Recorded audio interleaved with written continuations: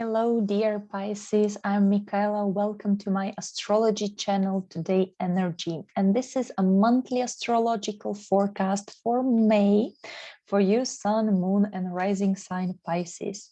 So let's dive into the monthly forecast. The month starts good. On the 1st of May, we have a conjunction of the two benefic planets, Venus and Jupiter, at 27 degrees of your sign.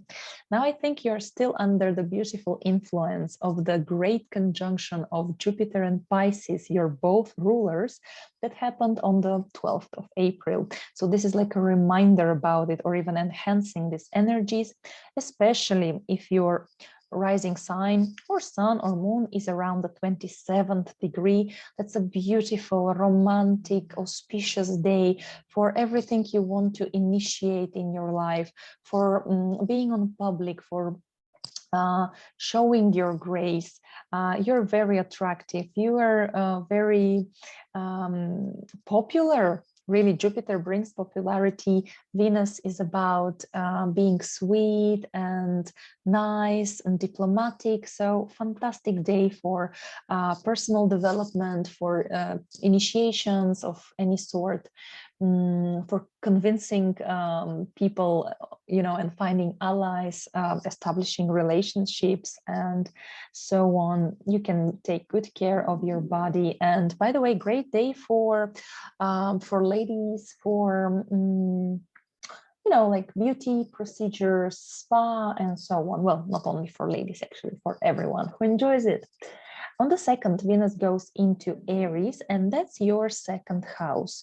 Venus is a financial planet, and second house is about income, but also spending. So you have the chance to earn a lot of money for a whole 30, 40 days after the second, but also you might be spending a lot, but only on beautiful, lovely things that will bring you joy and happiness. Second house is also about your own self-esteem and values.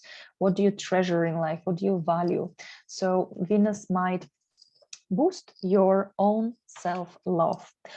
Besides that, on the 11th, Jupiter also joins Venus in Aries, so entering as well into your second house. Really great possibilities for work that you would love doing, that will bring you popularity, recognition, and of course, expanding your finances, your belongings. Yeah, like furniture and clothes, everything that makes you feel more comfortable in life.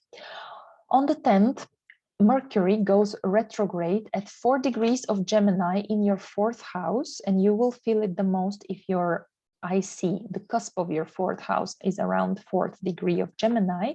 Now, this day, particularly the 10th, is not good to take any important actions, especially regarding home, family, property.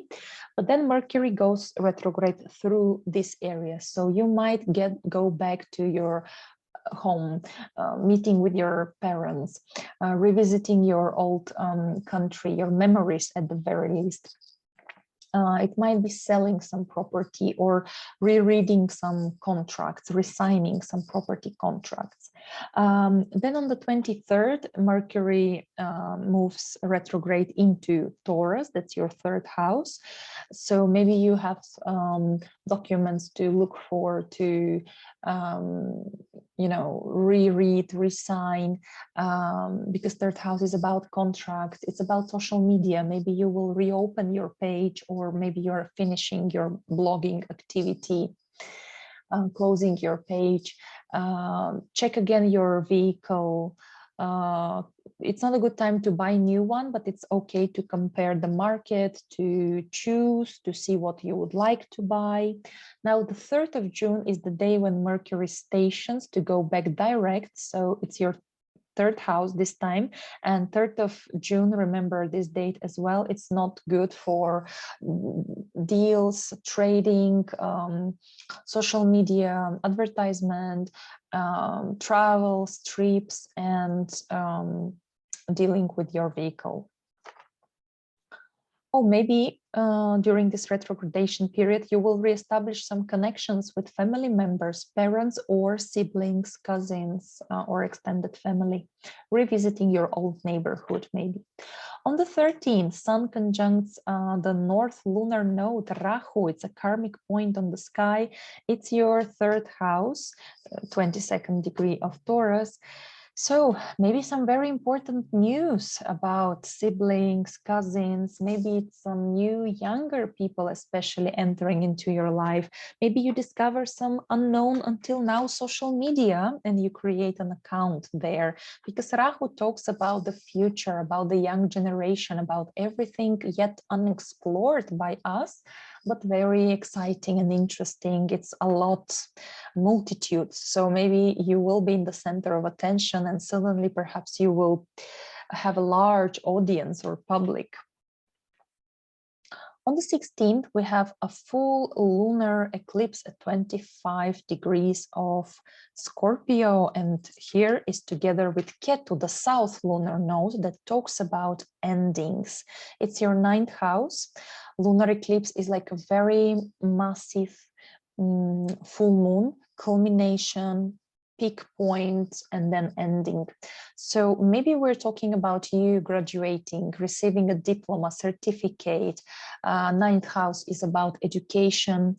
9th house is about religion, belief system, your own moral code, your own faith, worldview. So maybe something about this is ending your old views and you accept some new philosophy about life due to something important happening, of course. A 9th house can be talking about travels, documents, law, suits. So maybe such is ending in your life. Hopefully you're winning it, right? Ketu can return us back to something old, make us a bit nostalgic even. So maybe you, by traveling, you go back really to some place you used to live in, or maybe it's an international company you used to work and now you quit, you leave it. So, but it's for the best. It's releasing, it's letting go, so we can declutter some space for something new and more appropriate for us to come. On the 18th, Mars conjuncts Neptune at 25th degree of Pisces, your sign, again, your first house. Again, we're reminded of the beginning of May and of the middle of April. That's a lot of energy. Really, it's important just to focus, because Neptune sometimes is like a mist, like a fog. It's a dream, okay, but Mars is action. So be careful not to misguide your energy, just disperse your energy all around. Mars needs a target, a goal. It's like a soldier, so you have to command your own energy. You can be very assertive. If you have a goal, you can achieve it really in the middle of this month. At the beginning, you can achieve it by, as we say in my language, by putting a velvet glove and be just very diplomatic and sweet and making compromises. And then already around the 18th is more about acting and asserting yourself.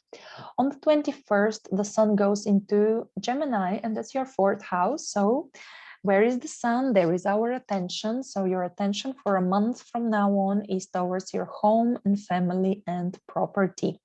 On the 25th, Mars goes into Aries, into your 2nd house. So your energy is already directed to make money, to create your financial security, and of course, to work on your self-esteem and possessions.